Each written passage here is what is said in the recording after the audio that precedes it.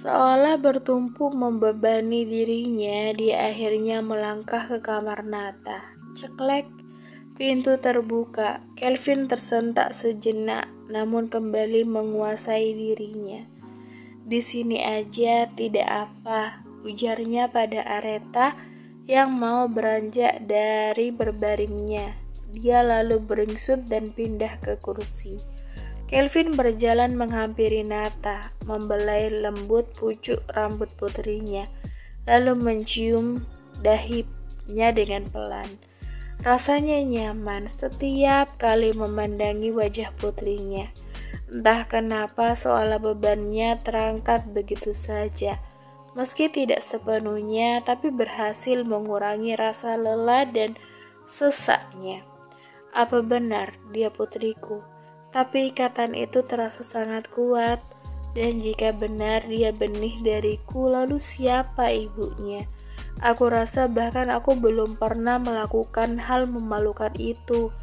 Baru Liora wanita yang pertama kali aku sentuh. Tapi kenapa surat itu mengatakan dia anakku? Sayang, siapa sebenarnya ibumu? Lirik Kelvin dalam hati. Tangannya tak henti mengusap tiap inci wajah Nata, pipinya, hidungnya, juga bibir mungilnya. Siapa kira-kira yang menurunkan wajah mungil ini? Nata mirip siapakah? Liora? Bukannya wajar, karena memang sekarang yang dekat dengannya memang Liora. Dulu juga Nata sempat mirip Aretha dari segi penampilannya maksudnya. "Maaf, apa kau sedang ada masalah?" Aku keluar ya." Aretha beranjak dari duduknya dan Kelvin mencegahnya. "Di sini aja tah, aku butuh seseorang untuk kuajak bicara." Aretha menurut, tak jadi pergi. Mereka berdua di dalam kamar. Bukan berdua, tapi bertiga dengan Nata. Hanya saja Nata sedang tidur, bukan? Kelvin mengecup dahi Nata sekali lagi, baru kemudian dia menghampiri Aretha. Dia menyandarkan tubuhnya di kursi satunya, mendongak ke langit-langit kamar, menarik nafas panjang dan menghembuskannya dengan kasar. "Liora, dia ternyata bersahabat dengan musuhku. Menurutmu, jika aku melarangnya bertemu sahabatnya itu, apa aku salah, tah?" Tanyanya menatap sendu pada Aretha. Aretha tergagap. Itu..." Kelvin mengangguk. "Iya, aku tahu aku salah. Liora tak tahu apa-apa tentang permasalahanku dengan brengsek itu. Tapi aku tak mau dia dekat-dekat dengan si brengsek itu, apalagi bersahabat. Ayolah, apa dunia sesempit ini? Sampai-sampai musuhku malah jadi sahabat Liora." "Musuh? Vino maksudnya. Tapi bukannya Vino itu mantan Liora ya, bukan sahabatnya," batin Aretha. "Kalau boleh tahu, sejauh mana kamu membenci sahabat Mbak Liora itu?" tanya Aretha hati-hati. Pertanyaan yang sensitif dan kepo, hanya untuk menarik informasi sebenarnya. Tentu saja Aretha penasaran dengan seseorang yang dimaksud oleh Kelvin. Kelvin memalingkan wajahnya. "Kita punya masalah di masa lalu, dan aku rasa tidak semudah itu memaafkan dirinya. Dia juga ikut andil membuat seseorang yang aku sayang itu pergi." Jangan-jangan yang dimaksud Kelvin itu dia, pria penyuka sesama jenis itukah? Aretha menebak-nebak. Jikalau benar, ini kesempatan emas baginya. Seseorang yang disayang, bukan? Aretha tertawa kecil dalam hatinya. Kelvin masih terdiam di posisinya. Diam-diam Aretha menatapnya dengan bibir menyungging senyum licik.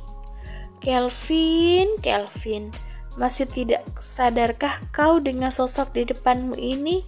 Apakah kau benar-benar tidak bisa mengenalinya?" Kau boleh ke kamarmu, Tah. Malam ini aku ingin tidur di sini saja.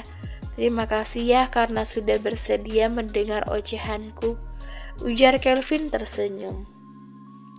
Aretha mengangguk lalu beranjak keluar, namun sebelumnya perkataan Kelvin membuatnya tersentak sekaligus menyerenggai dengan senang.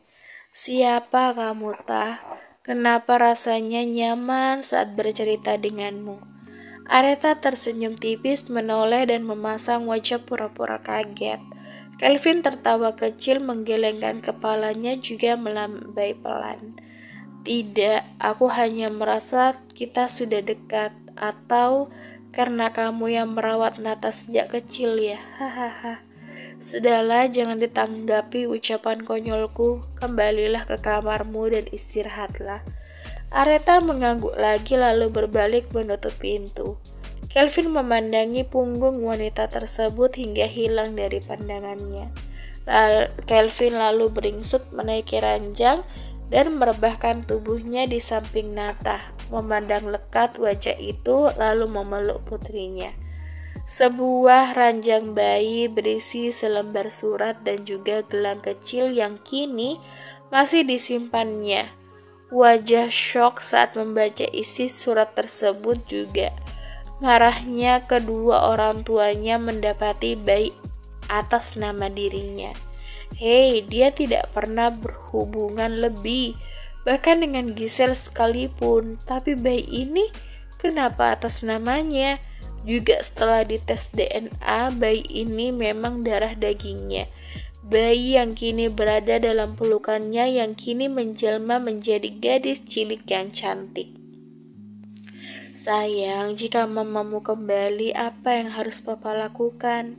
Papa terlanjur mencintai mama Liora, bisiknya dengan pelan. Gelap, bahkan dia tak ada bayangan sosok wanita yang menjadi ibu Nata. Sosok wanita yang menjadi persinggahan benihnya. Mengapa hidupku serumit ini sih? Gumam Kelvin lagi. Tak lama kemudian dia menyusul Nata ke alam mimpi. Liora masih marah, terbukti dengan caranya mendiamkan Kelvin. Kelvin juga tidak ingin membahasnya apalagi terkait Kim. Tapi untuk Melody sepertinya dia harus menjelaskan lebih dulu. Papa muda itu memandangi sang istri dari jendela ruangannya yang terbuka. Wajah seriusnya makin tertekuk. Mungkin karena efek dia sedang kesal, Kelvin tak tahan terus-terusan didiamkan oleh istrinya. Ais, Kelvin mendesah kasar. Dia bangkit dari duduknya dan keluar dari ruangannya. Menghampiri Liora yang sedang sibuk mengetik apa, entahlah. Ikut aku, ujar Kelvin menarik tangan Liora. Ih, gak lihat apa aku sedang sibuk? Tolak Liora dengan tegas, menghempaskan tangan Kelvin dengan kasar dan juga menatapnya dengan kesal. Azura yang tahu permasalahannya hanya bisa menarik nafas panjang, sedangkan Tiffany dan Vino juga karyawan yang lain melongo melihat adegan tersebut. Tak biasanya Liora menolak kasar ajakan Kelvin, apalagi ini di kantor loh. Aku bosnya di sini dan ini perintah. Oh, Tuan Presdir ya. Maaf Presdir yang terhormat, seperti yang Anda lihat, saya sedang sibuk bekerja. Bisa jangan mengganggu saya? Liora, aku ini suamimu, sentak Kelvin dengan gemas. Lalu, Ra, please, bisa kan bersikap dewasa? Aku bisa menjelaskannya. Liora hanya berdiam pelan. Kelvin mendesah frustasi.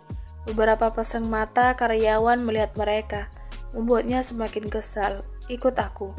Kali ini Kelvin bersikap tegas, mencengkeram kuat pergelangan tangan istrinya. Masa bodoh membuat wanita itu menangis kesakitan. Jangankan melepasnya, dia menggerakkan tangannya aja sulit. Mau tidak mau terpaksa Liora mengikuti langkah Kelvin. Sampai di mobil, Kelvin mendorong tubuh Liora dan menghempaskannya sedikit kasar ke kursi mobil. Liora mengadu pelan. Baru kali ini Kelvin benar-benar bersikap kasar kepadanya. Tanpa banyak kata, Kelvin melajukan mobilnya meninggalkan kantor Liora. Liora tidak tahu arah tujuan Kelvin, dan dia juga tidak mau tahu. Dia kesal, dan saking kesalnya ingin rasanya dia menangis. Apalagi pergelangan tangannya memerah dan masih menyisakan rasa sakit. Pria di sampingnya ini memasang wajah datar. Liora takut, tapi dia harus menurut. Daripada Kelvin semakin marah, sampai di sebuah tempat, Kelvin menghentikan mobilnya, memarkirkan mobilnya sembarangan, lalu membuka pintu mobilnya dan beralih ke sisi pintu sebelahnya. "Ih, sakit," keluh Liora. Kelvin mendengus pelan, hanya melonggarkan pegangannya tapi tetap menarik Liora memasuki gedung tersebut. Liora tahu tempat ini, tempat yang pernah dia kunjungi bersama Kelvin dulu. Salon wanita itu, Cindy. "Loh, Vin, kesini kok nggak bilang-bilang dulu?" sapa Cindy. Kelvin tidak menanggapi, menatap sekitar. "Di mana Melody?" "Melody, dia di..." "Hai Kelvin." Kelvin dan Liora refleks menoleh. Mata Liora makin memanas melihat wanita itu lagi, Melody, yang kini tersenyum ke arah Kelvin dan juga dirinya. Bersambung.